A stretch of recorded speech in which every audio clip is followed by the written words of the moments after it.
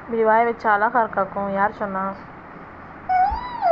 சரி பார் பார், சரி பார், சரி சரி கோச்சுக்காது பார்.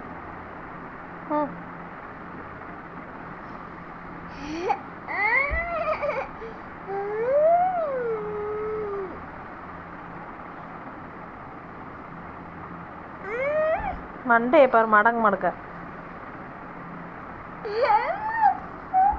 சரி சரி சரி